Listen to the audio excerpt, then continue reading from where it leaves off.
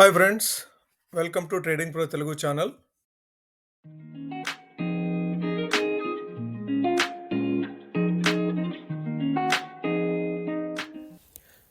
ఈరోజు RBI MPC మీటింగ్లో 25 basis points అంటే 0.25% ఇంట్రెస్ట్ రేట్ కట్ చేసింది. ఇది ఆల్మోస్ట్ 5 ఇయర్స్ తర్వాత 2020లో మే 2020లో వాళ్ళు లాస్ట్ టైం కట్ చేశారు. అప్పటి నుంచి గ్రాడ్యువల్గా రైజ్ చేసుకుంటూ 6.5%కి తీసుకొచ్చారు.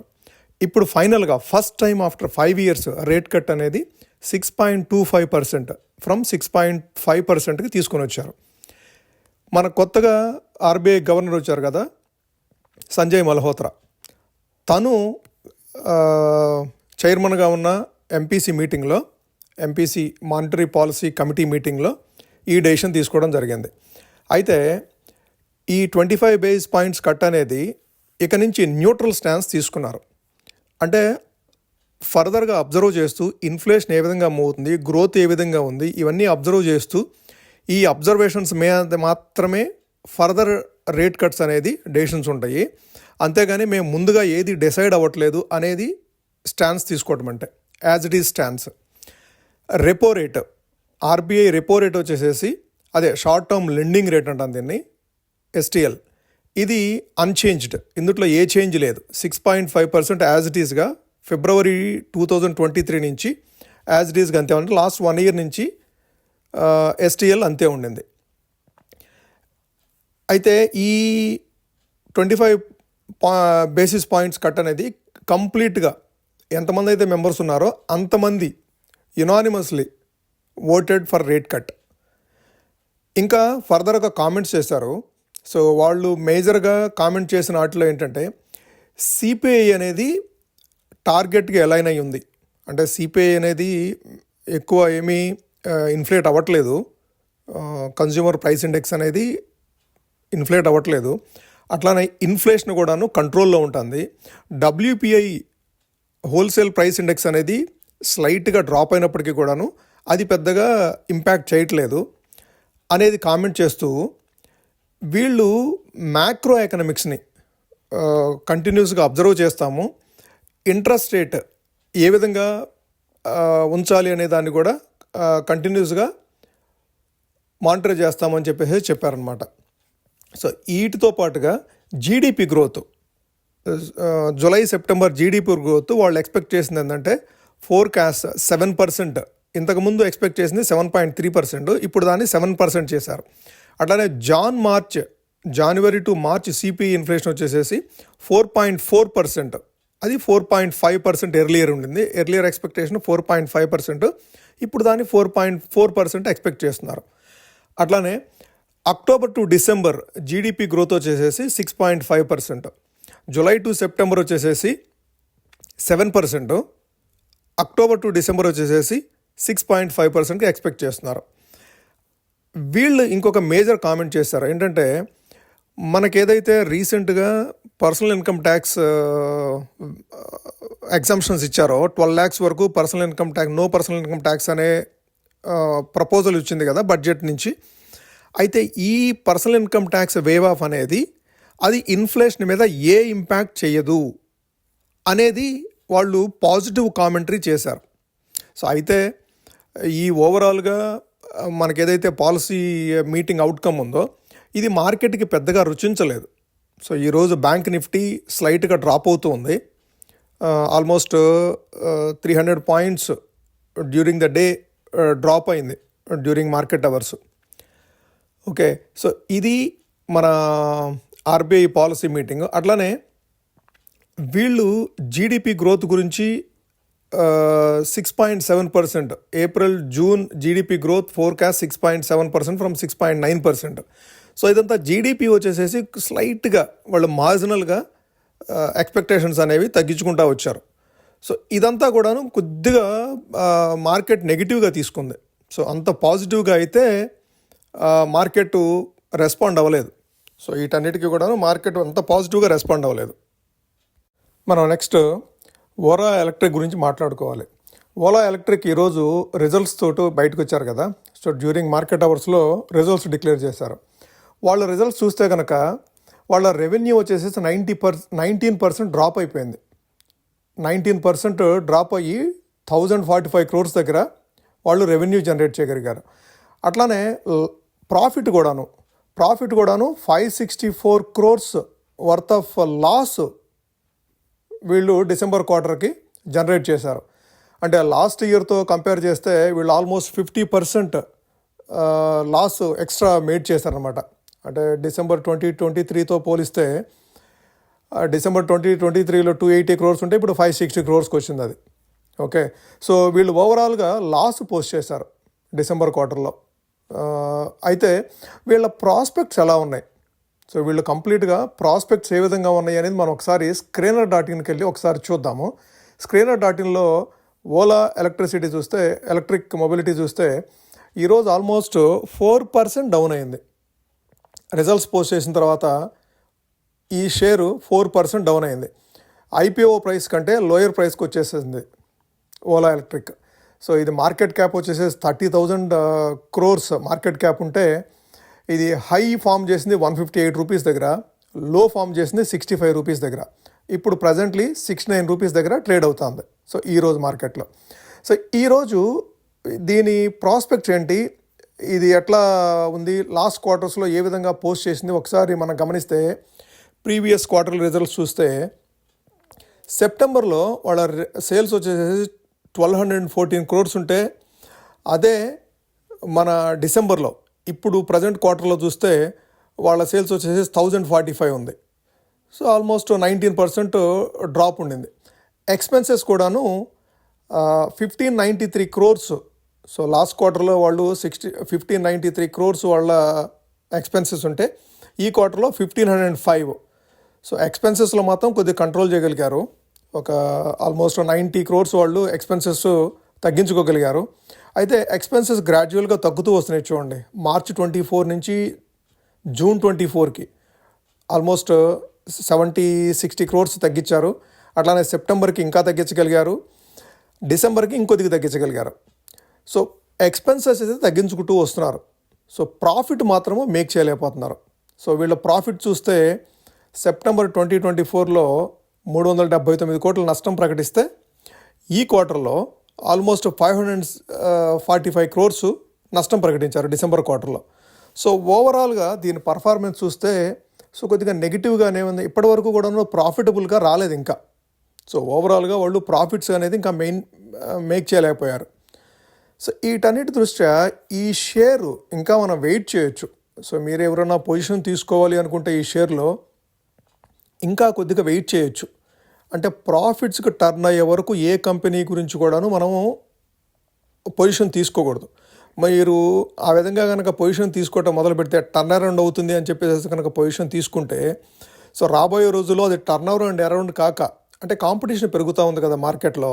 ఇప్పుడు హీరో మోటార్సు ఎలక్ట్రిక్ వెహికల్స్ చేస్తున్నారు, బజాజ్ ఎలక్ట్రిక్ వెహికల్స్ చేస్తున్నారు, టీవీఎస్ మోటార్స్ గాను ఎలక్ట్రిక్ వెహికల్స్ చేస్తూ ఉన్నారు. ఈ ఎలక్ట్రిక్ వెహికల్స్ కాంపిటీషన్లో వీళ్ళు ఎంతవరకు నెట్కు రాగలుగుతారు, వీళ్ళ నెట్వర్క్ ఇప్పుడే ఎస్టాబ్లిష్ చేసుకుంటూ వస్తున్నారు.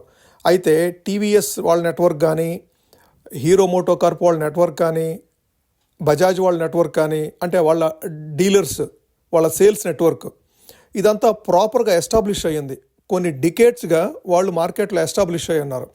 వాళ్ళు ఈవీ మోడల్స్ తేవటం ఈజీ, కాకపోతే వీళ్ళు ప్రైస్ కాంపిటీషన్లో అడ్వాంటేజ్ ఉంది. సో పైగా వీళ్ళు రీసెంట్గా ఒక 3 మోడల్స్, బైక్లో 3 మోడల్స్ 75,000, 85,000, 85,000, అట్లానే అడ్వాన్స్డ్ మోడల్స్లో 500 కిలోమీటర్స్ రేంజ్లో 1,15,000 రేంజ్లో ఇంకొక బైక్ని తీసుకొచ్చారు. సో ఇది ఏ విధంగా టర్న్ అవుతుంది ఫ్యూచర్లో అనేది మనం గమనించుకొని మాత్రమే దీంట్లో ఏదన్నా మనం ఎంట్రీ తీసుకోవాలంటే ఆలోచించాలి. బట్ ఈ ప్రైస్లో మాత్రము ఈ సేల్స్ ఈ కండిషన్స్లో ఏదైతే వాళ్ళు నెగిటివ్ ప్రాఫిట్స్ పోస్ట్ చేస్తున్నారో ఈ కండిషన్స్లో దీన్ని కొద్దిగా దూరంగా ఉండటమే బెటర్. ప్రస్తుతం దీనికి కొద్దిగా దూరంగా ఉండటమే బెటర్. మనం next Mahindra and Mahindra M&M Q3 results post చేశారు. ఇది ఓవరాల్గా పాజిటివ్గా Q3 రిజల్ట్స్ వచ్చినాయి. సో ప్యాట్ చూస్తే 19% అప్ తోటి 2,964 crores PAT profit after tax వచ్చింది. రెవెన్యూ 30,538, అంటే ఆల్మోస్ట్ 20% అప్సైడ్ చూపించగలిగారు. EBITDA 4,386, 33% up. So EBITDA margin వచ్చేసేసి 138 basis points. సో ఓవరాల్గా చాలా పాజిటివ్గా వీళ్ళు రిపోర్ట్ చేయగలిగారు. వీళ్ళు డ్యూరింగ్ మార్కెట్ అవర్స్లో వచ్చారు. చాలా స్ట్రాంగ్గా వీళ్ళ రిజల్ట్స్ ఉన్నాయి. సో వీళ్ళ రిజల్ట్స్ తోటి ఈరోజు M&M stock slight up side move అవుతుంది.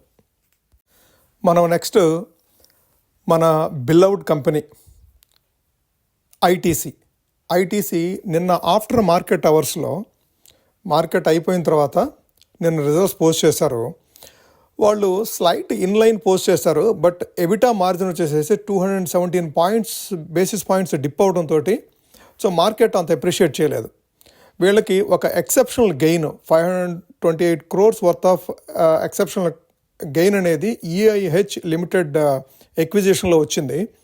దాంతో వీళ్ళు ప్రాఫిట్స్ చూపించగలిగారు. కానీ బట్ ఓవరాల్గా ఐటీసీ ఎక్స్క్లూజివ్ ఎలోన్ పర్ఫార్మెన్స్ వచ్చేసి పూర్గా ఉందని చెప్పుకోవాలి. అయితే వీళ్ళు ₹6.50 డివిడెండ్ ప్రకటించారు. సో ఈరోజు మార్కెట్ అవర్స్లో చూస్తే మీకు ఆల్మోస్ట్ 440 నుంచి 425, 427 లెవెల్స్ వరకు ఈరోజు డ్రాప్ అయింది. సో ఈరోజు మంచి డిప్ వచ్చింది. ఇది లాంగ్ టర్మ్ సపోర్ట్ కింద 428 లెవెల్స్ దగ్గర ట్రేడ్ అవుతుంది. సో మీరు ఏదన్నా ఐటీసీలో కనుక ఎంట్రీ తీసుకోవాలనుకుంటే మీరు ఇంకా వెయిట్ చేయొచ్చు.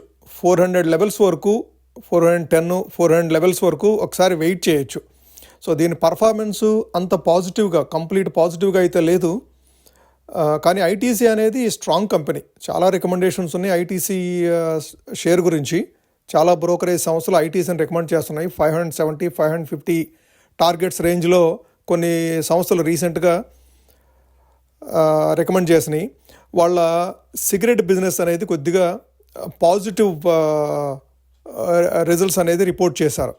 సో కాబట్టి ఐటీసీని 400, 410 లెవెల్స్ వరకు మీరు వెయిట్ చేసి సో మీరు అక్యుములేట్ చేసుకోవచ్చు.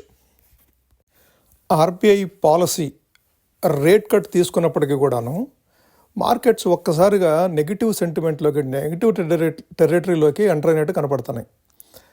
కారణం ఎఫ్ఐఐ సెల్లింగే ఉండొచ్చు. సో ఈ నిన్న మార్కెట్లో కూడాను ఎఫ్ఐఐస్ 3,550 crores సెల్ చేశారు. సో జనవరి, ఫిబ్రవరిలో కంటిన్యూస్గా సెల్ చేస్తూనే ఉన్నారు. జనవరిలో అయితే 87,000 crores సెల్ చేశారు. ఫిబ్రవరిలో 9,700 crores నిన్నటి వరకు. మరి ఈరోజు ఎంత సెల్ చేస్తుంటారు? ఈరోజు మార్కెట్ స్లైట్గా అప్ సైడ్ మూవ్ అయ్యి పాజిటివ్లోకి, ఇండిసెస్ మొత్తం పాజిటివ్గా టర్న్ అయిన తర్వాత ఒక్కసారిగా సెల్లింగ్ ఎమర్జ్ అయింది. ప్రాబ్లీ ఎఫ్ఐఐస్ ఎంటర్ అయిపోయి మళ్ళీ సెల్ చేస్తుంటారు. ఈ ఎఫ్ఐఐ సెల్లింగ్ ఆగదా? ఎఫ్ఐఐ సెల్లింగ్ ఆగాలి అంటే సో ఎటువంటి ట్రిగ్గర్ పాయింట్స్ కావాలి ఇండియా నుంచి? సో గ్రోత్ ఫ్యాక్టర్సు ఇబ్బంది లేదు, రేట్ కట్టు స్టార్ట్ అయింది, బడ్జెట్ కూడాను ఎటువంటి నెగిటివ్ ఇండికేషన్స్ లేవు, కన్జ్యూమర్ స్పెండింగ్ బూస్ట్ చేయడానికి కేంద్ర ప్రభుత్వం నిర్ణయం తీసుకుంది. ఇంకా ఏం కావాలి ఎఫ్ఐఎస్కి? ఇంకా ఏం కావాలి? ఎందుకు వాళ్ళు కంటిన్యూస్గా సెల్ చేస్తూ ఉన్నారు? అందరి మధ్యలో ఉన్న ప్రశ్న ఇది. సో దీనికి సమాధానం చెప్పాల్సింది ఎఫ్ఐఐస్. మనం వాళ్ళు ఎఫ్ఐఐ సెల్లింగ్ ఆగే వరకు మన మార్కెట్స్ రీబౌండ్ అవటం అనేది చాలా కష్టం. మన మార్కెట్స్ ఎంత రికవరీకి ట్రై చేసినా కూడాను ఎఫ్ఐఐస్ ప్రతి బైని, అంటే ప్రతి పాజిటివ్ టర్న్ కూడాను వాళ్ళు సెల్లింగ్కి యూజ్ చేసుకుంటా ఉన్నారు. ఇది ఎంతకాలం కొనసాగుంది, ఎన్ని లక్షల కోట్లు వాళ్ళు సెల్ చేస్తారనేది ఇంకా మనం వేచి చూడాల్సి ఉంది. వాళ్ళైతే పూర్తిగా మన మార్కెట్స్ మీద నెగిటివ్గానే ఉన్నారు. మరి ఏ ఫ్యాక్టర్స్ పనిచేస్తున్నాయో తెలియదు ఎఫ్ఐఐస్కి. బట్ కంటిన్యూస్గా వాళ్ళు మాత్రము సెల్లింగ్ సైడే ఉంటూ వస్తున్నారు. సో ఇది ఆగాలి. ఇది ఆగితేనే మన మార్కెట్స్ ఒకసారి రీబౌండ్ అవుతాయి, మన రీటైలర్స్ అనేది ఒకసారి ఊపిరి పీల్చుకోగలుగుతారు. అప్పటి వరకు మన మార్కెట్స్ ఇదే కండిషన్స్లో ప్రతి రికవరీ కూడాను వాళ్ళు సెల్లింగ్కి ఉపయోగించుకుంటూ ఉన్నారు. సో ఆ విధంగా మన ఎఫ్ఐఐస్ కంటిన్యూస్గా మనకు సెల్ సైడే వస్తున్నారు. ఈరోజు కూడాను ఎంత సెల్ చేశారో రేపు వీడియోలో చూద్దాం. సో నిన్నైతే మాత్రమే 3,500 crores సెల్ చేశారు. ఈరోజు ఎంత సెల్ చేస్తారో రేపటి వీడియోలో చూద్దాం. మనం రోజుట్లానే Nifty, bank Nifty support and resistance చూస్తూ రేపటికి అంటే మండేకి ఏ విధంగా మనము పొజిషన్స్ తీసుకోవచ్చు, అంటే మండే మనకి ఎలక్షన్ రిజల్ట్స్ ఉన్నాయి, ఆ రిజల్ట్స్ని బేస్ చేసుకొని మన మార్కెట్లో మూమెంట్స్, వైలెంట్ మూమెంట్స్ వచ్చే అవకాశం ఉంది. పాజిటివ్గా అంటే ఎగ్జిట్ పోల్స్కి అనుగుణంగా రిజల్ట్స్ వస్తేనేమో పాజిటివ్గా మూవ్ అయ్యే అవకాశం ఉంది, స్లైట్ పాజిటివ్గా. అదే ఎగ్జిట్ పోల్స్ కంటే ఆపోజిట్గా రిజల్ట్స్ వస్తేనేమో సో వైలెంట్గా మూవ్ అయ్యే అవకాశం ఉంది. ఓకే, ఈరోజు మూమెంట్ చూస్తే ఈరోజు హెవీగా మూవ్ అయింది. మార్కెట్ వచ్చేసి 23,700 నుంచి 23,440, ఆల్మోస్ట్ 260 పాయింట్స్ పాలసీ తర్వాత, ఆర్బీఐ పాలసీ తర్వాత కంటిన్యూస్గా సెల్ ఆఫ్లోకి వచ్చేసింది. ఆ తర్వాత రికవరీ అవుతూ 23,600 లెవెల్స్ వరకు వచ్చేసేసి 23,560 లెవెల్స్లో క్లోజ్ అయింది. సో రేపటికి నిఫ్టీ వచ్చేసేసి ఇప్పటి వరకు రెసిస్టెన్స్ అదే ఉంది, 23,800 ఇంకా రెసిస్టెన్స్ కింద యాక్ట్ చేస్తుంది. డౌన్ సైడ్ వచ్చేసేసి 23,350 అనేది సపోర్ట్ కింద యాక్ట్ చేస్తుంది. ఇంతకుమించి నిఫ్టీలో మాట్లాడుకోవడానికి ఏం లేదు. ఈ రెండు లెవెల్సే మనకి రెసిస్టెన్స్ అండ్ సపోర్ట్ కింద యాక్ట్ చేస్తుంది. అట్లానే బ్యాంక్ నిఫ్టీకి చూస్తే బ్యాంక్ నిఫ్టీ ఈరోజు పూర్తి వాలటైల్గా 50,600 లెవెల్స్ టచ్ చేస్తూ అట్లానే 49,850 అంటే ఆల్మోస్ట్ 800 పాయింట్లు సో రేంజ్లో మూవ్ అయింది. ఈరోజు 800 పాయింట్లు రేంజ్లో మూవ్ అయ్యి కొద్దిగా అప్ సైడ్ మూవ్ అవుతూ 50,200 లెవెల్స్లో క్లోజ్ అయింది. సో నెక్స్ట్ డే మండే మనకి మార్కెట్స్ ఎలక్షన్స్ రిజల్ట్స్ మీద బేస్ చేసుకునే మార్నింగ్ అవర్స్లో మూవ్ అవుతాయి. ఆఫ్టర్నూన్కి సెటిల్ అవ్వచ్చు కానీ బట్ మార్నింగ్ అవర్స్లో మాత్రము ఎలక్షన్ రిజల్ట్స్ మీద మూవ్ అవుతాయి. పాజిటివ్గా ఉంటే 50,600 పైన కనుక మార్కెట్ క్లోజ్ అయితే నెక్స్ట్ 51,000 వరకు ట్రావెల్ చేయొచ్చు. ఎందుకంటే ఆర్బీఐ పాలసీ అనేది పాజిటివ్గా ఉంది కాబట్టి మండే కూడా పాజిటివ్ రిజల్ట్స్ వస్తే అబోవ్ లెవెల్స్ మూవ్ అవ్వచ్చు. సో ఈరోజు సెకండ్ హాఫ్లో డౌన్ సైడ్ మూవ్ అవడానికి ప్రాబబ్లీ మండే ఎలక్షన్స్ రిజల్ట్స్ సంబంధించి, అంటే సాటర్డే వస్తాయి కదా మనకి, సాటర్డే ఎలక్షన్ రిజల్ట్స్ సంబంధించి కొద్దిగా రిస్క్ ఆన్ ఎవర్షన్ మూడ్లో ఏదన్నా సెల్ చేస్తున్నారా, అంటే ప్రిపేర్ అవుతున్నారా మండే మార్కెట్కి అని చెప్పేసి అనుకోవాలి మనం. సో లోయర్ సైడ్ వచ్చేసి 49,350 సపోర్టు, అప్పర్ సైడ్ వచ్చేసేసి ఇప్పటివరకు 50,600, అది క్రాస్ చేస్తే 51,000. సో ఇది bank Nifty support and resistance. Thank you all. Thanks for watching this video. Please like the video and subscribe the channel. Thank you.